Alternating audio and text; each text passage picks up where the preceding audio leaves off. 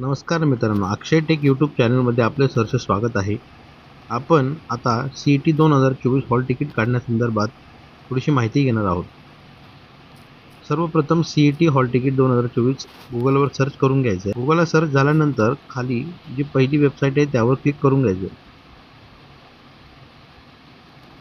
वरील खालील एक वेबसाईट ओपन होईल. त्यानंतर कॅन्डिडेट रजिस्ट्रेशन 2024-25 वर क्लिक करायचं आहे. ते क्लिक केल्यानंतर आपण आपला ईमेल ID आणि पासवर्ड भरून साइन इन करून घ्यायचं. खाली रजिस्ट्रेशन, प्रोफाईल, हेल्प डेस्क आणि हॉल तिकीट और ॲडमिट कार्ड या कार्डवर क्लिक करून MHCET PCB 2024 PCM असेल तर PCM गेट हॉल तिकीट यावर क्लिक करायचं आहे.